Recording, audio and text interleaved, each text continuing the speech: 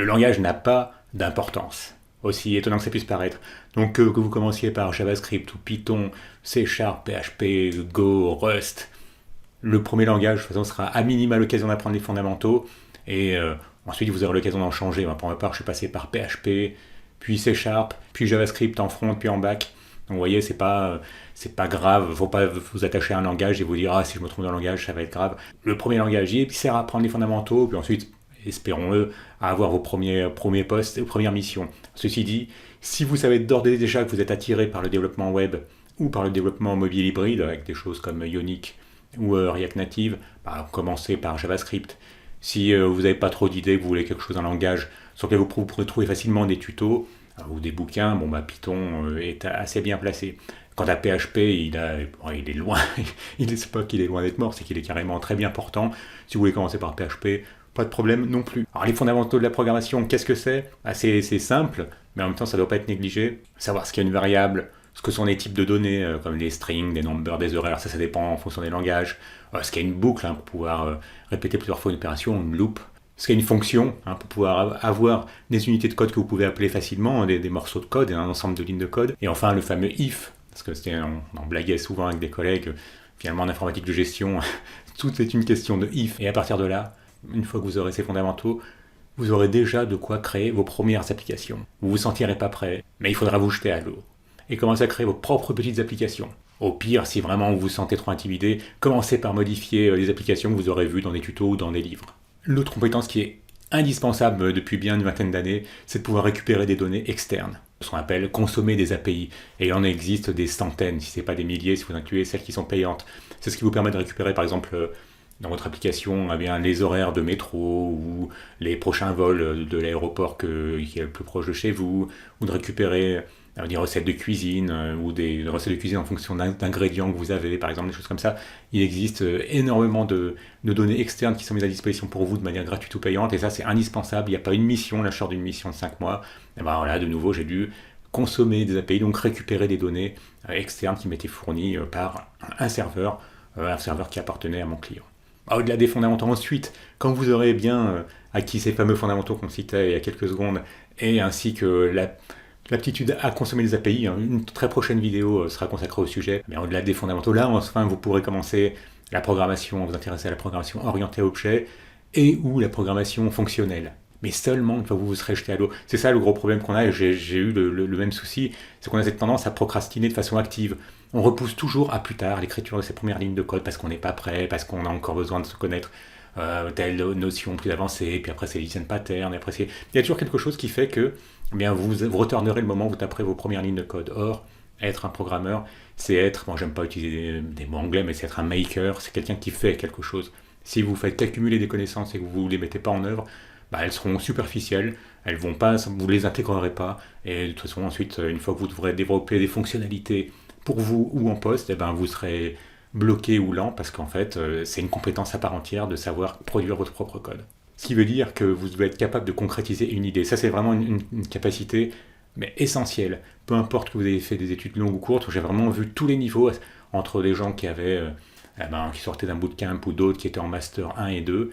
Ça se voyait tout de suite, les gens qui avaient l'habitude de mettre en œuvre, de créer des fonctionnalités, de créer des applis, que ce soit pour des side projects ou en poste, parce qu'ils avaient des postes sur lesquels ils avaient plus l'occasion de programmer que de passer un temps infini en réunion. C'est flagrant. Ceux qui pratiquent beaucoup, ceux qui développent beaucoup de fonctionnalités, sont beaucoup plus percutants que ceux qui finalement ne sont que dans l'abstrait. Ce qui ne veut pas dire que la conception, j'inclus pas là-dedans la conception. La conception, c'est vraiment le moment où vous commencez à réfléchir aux problèmes que vous allez rencontrer et ensuite à les découper en plus petits problèmes, et ça on le verra dans une autre vidéo. Donc concrétiser une idée, c'est vraiment une compétence capitale. Si vous voulez voir, j'ai une playlist, si jamais dans quel côté elle va s'afficher, sur lequel je fais exactement ça sur un petit projet perso qui me permet de gérer ma semaine de film pour savoir ce que je vais regarder dans la semaine. Vous allez voir, je vous montre au départ comment est-ce qu'on part de l'idée générique qui tient en une phrase, avoir une appli qui me permet de planifier ma semaine de film le soir, pour savoir quelle série, quel film je vais regarder, à la réalisation concrète. Donc ce sera une playlist qui sera ici. Apprendre à programmer, c'est quelque chose de long et complexe. Quand il faut à peu près 2 ans pour être opérationnel, mais ça ne veut pas dire que vous n'aurez pas de poste avant, parce que vos premiers postes seront une façon de monter en compétence encore davantage. La motivation est quelque chose de capital quand vous apprenez à programmer, parce que vous aurez des hauts et des bas.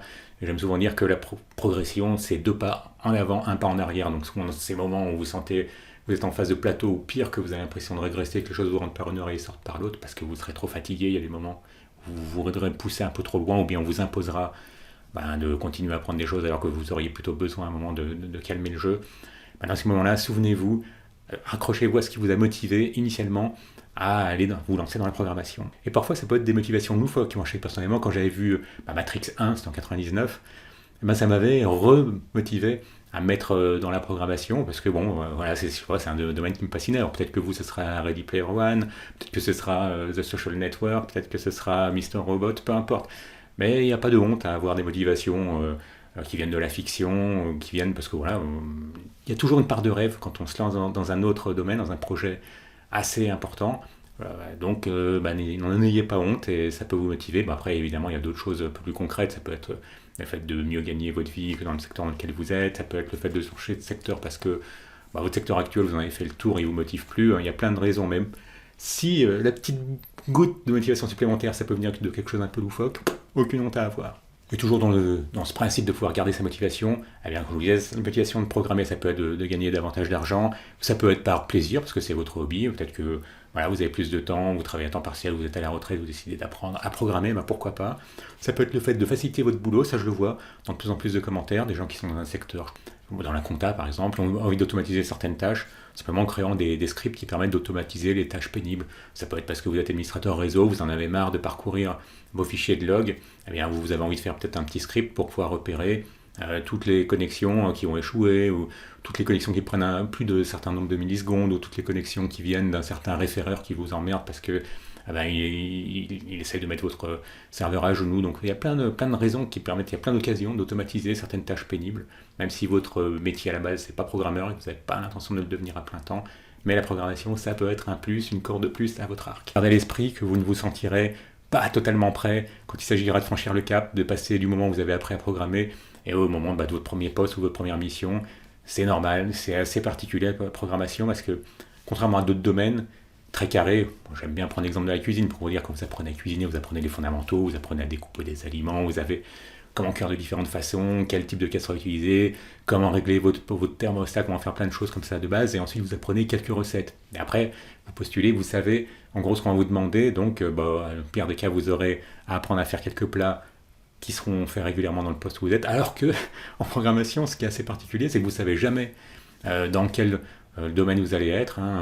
Vous pouvez passer 3 ou 6 mois, ou 1 an, ou 2 ans, ou 3 ans dans le transport ou la logistique, puis ensuite vous allez vous retrouver à bosser pour une compagnie, un éditeur de produits juridiques, puis plus tard vous allez peut-être être sur un site de e-commerce. Donc ça c'est des domaines, c'est un peu, si je reviens à la cuisine, comme si on vous demandait de passer de la cuisine chinoise à la cuisine française, à la cuisine italienne. Donc vous passez dans des domaines ensuite sur lesquels vous ne serez pas forcément familier, donc vous allez avoir un petit temps d'ajustement. C'est normal. On vous demandera de changer de langage parfois. Moi, comme je l'ai dit, ça m'est arrivé à au moins 3 reprises. Une fois que vous avez les fondamentaux, une connaissance assez approfondie d'un langage, passer à un autre, vous allez voir, c'est moins compliqué qu'il n'y paraît. Ça ne veut pas dire que c'est facile, ça ne veut pas dire que ça se fera en un claquement de doigts, mais n'oubliez pas que le marché du travail est à votre avantage, donc il y a moins de développeurs que de postes ouverts. On verra bien que si vous avez une connaissance en C# et qu'on décide de vous faire bosser sur une mission en PHP ou en Python ou autre, on saura que vous aurez un temps d'adaptation. Mais ce qui sera sûr, c'est que vous aurez déjà les fondamentaux, vous aurez appris à créer des fonctionnalités, à implémenter des fonctionnalités, et vous aurez appris à analyser des problèmes, à trouver les solutions. Donc ça, c'est de toute façon quelque chose qui est applicable dans différents domaines, que ce soit travailler pour un client qui est dans l'e-commerce, dans le juridique, dans la compta. C'est ça pour dire qu'il y a plus de variables que dans d'autres métiers où il faut apprendre pas mal de choses au départ, et ensuite vous êtes assez tranquille, vous pouvez être en pilote automatique. Là, c'est un peu moins le cas quand même en programmation, il faut bien le reconnaître. Votre façon préférée d'apprendre, peut-être que vous préférez apprendre sur des supports papier, donc dans des livres, vous achèterez des bouquins de programmation et vous y mettrez.